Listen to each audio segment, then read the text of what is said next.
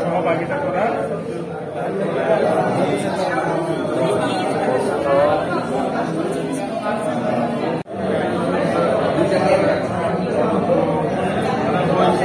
থাকবে, যেটা হলো যেমন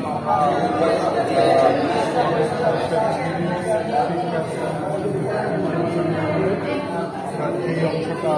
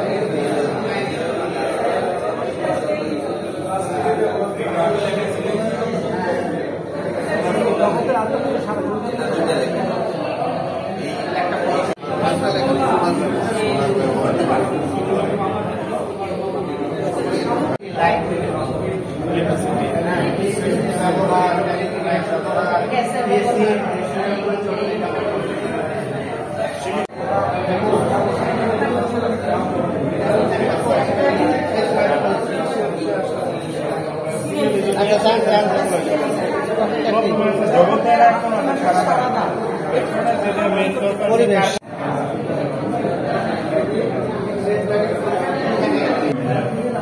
এটা হলো একটা এক্সাম্পল, সত্যটা এরকম একটা দুইটা করে উত্তর কি দিতে পারে এই কাজটাই সংলাপ সবাই একসাথে। তাহলে এই 7টা লক্ষ্য উদ্দেশ্যের প্রেক্ষিতে নিজের ডায়াসিসে এই প্রতিটা উদ্দেশ্যের জন্য একটা বা দুইটা করে কর্মোদ্যোগ, বেশি না, একটা বা দুইটা, ঠিক আছে? পরিষ্কার, একটা বা দুইটা প্রতিটা লক্ষ্য উদ্দেশ্যের জন্য একটা বা দুইটা সমাজকে সম্পৃক্ত করা।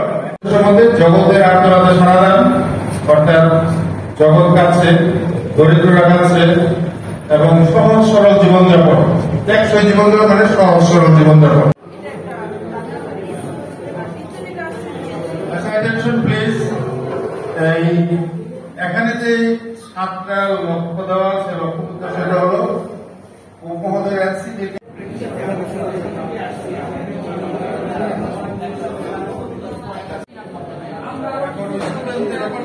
গবেষণা করে শিক্ষা এবং অ্যাওয়ারনেস অনেকে করতেছে।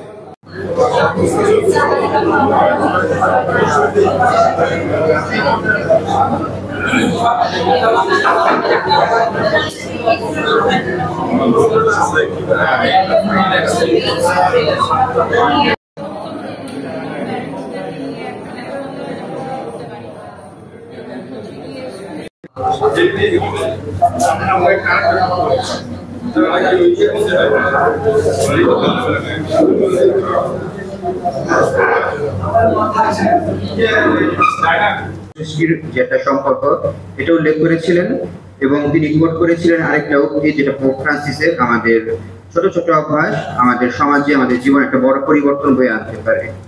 এই বিষয়টা তিনি যথেষ্ট ব্যবহার যাতে সৃষ্টির পরিপূর্ণতা ব্যবহার হয়। প্লিজ এখানে যা 4 অক্টোবর 80 সাল কর্ম দিবস বিস্তৃত, যা ইতিমধ্যে ব্যাপকভাবে স্বীকৃত। তাহলে অর্থোডক্স মন্ডলীটা আমাদের গ্রহণ করে অ্যাকসেপ্ট করে পোপ মহোদয় এখন এটাকেই বলেছিল এবং 1 তারিখটাকে সৃষ্টি পর্ব দিবস বিবেচনা করা হচ্ছে। তাহলে আত্মমণ্ডলিক একটা আমাদের যোগসূত্র আছে, যেটা আমরা চলমান আছে। ক্যাথলিক মন্ডলীর চিন্তা ও প্রেরণা 2024 খ্রিস্টবর্ষে মার্চ মাসে আসিজে ভাটিকানের বিভিন্ন মন্ত্রণালয় এবং বিশ্ব সম্মেলনের অংশগ্রহণের একটি বড় সমাবেশ অনুষ্ঠিত হয়েছিল। এই সমাবেশে 2025 খ্রিস্টবর্ষে সৃষ্টি পর্ব দিবসটি নতুনভাবে প্রতিষ্ঠার একসাথে এগিয়ে যাওয়ার একটি শক্তিশালী সর্বজনীন ঐক্যমত প্রকাশ করে, যা নিসিয়া কাউন্সিলের 1700 বছর উদযাপনের একটা প্রক্রিয়া হিসেবে বিবেচিত হবে। তারপর একটা পর্বটির প্রস্তাব গ্রহণ প্রক্রিয়া। অন্য মন্ত্রণালয় ডিকাস্ট্রি ফর ঐক্য ঘোষণা ডিভাইন ঘোষিত স্পষ্ট করেছে যে পরবর্তী পদক্ষেপ হবে রোমের নিকট বিভিন্ন বিশ্ব সম্মেলন থেকে পর্বটির অনুরোধ প্রেরণ, কারণ আগের সভাতে সিদ্ধান্ত নিয়েছে, যা মূলত একটা সিনোডাল প্রক্রিয়া অনুসরণ হবে। অন্য কথায়, বিশ্বব্যাপী পদক্ষেপ নেওয়ার আগে ভাটিকান প্রথমে নিশ্চিত করবে যে এই পরিবারের পর্ব, খ্রিস্ট রাজার পর্ব, আমাদের প্রভু যীশু খ্রিস্ট মহাযাজকত্ব পর্ব ইত্যাদি, এই কারণে 5টি মহাদেশীয় বিশ্ব সম্মেলনের মধ্যে প্রস্তাবিত নতুন পর্বটি সমর্থন করেছে এবং জাতীয় সম্মেলনী সমূহ একটি যৌথ অনুমোদন পত্রের জন্য এবং আমাদের ধর্মীয় উপাসনা অবিচ্ছেদ্য বাস্তবতার ধর্মতাত্ত্বিক ভিত্তির একীকরণ, এটা হলো সিনড 2023 এর রেফারেন্স। তরুণদের সাথে ধর্মতাত্ত্বিক ভিত্তি, বিশেষ করে সৃষ্টি রহস্য ও ধর্মীয় উপাসনা পঞ্জিকা উভয়ে খ্রিস্টীয় প্রকৃতি লেকশনারিতে প্ল্যাটফর্ম অর্থাৎ উপমহাদেশ ঘোষণা করে গেছে। 21 সাল থেকে 27 সাল পর্যন্ত আমাদের একটা এই 7 বছর একটা বড় পরিকল্পনা, এবং জাতিসংঘ ঘোষণা করেছে 30 সাল পর্যন্ত, 30 খ্রিস্টবর্ষ পর্যন্ত। কিন্তু উপমহাদেশের ধারণা ছিল 7ম বছরের পরে আরেকটা কার্যক্রম ঘোষণা করবে। তাহলে ওদের মধ্যে আমরা যা ক্রমশ বিভিন্ন মহাদেশে ব্যাপকভাবে গ্রহণ।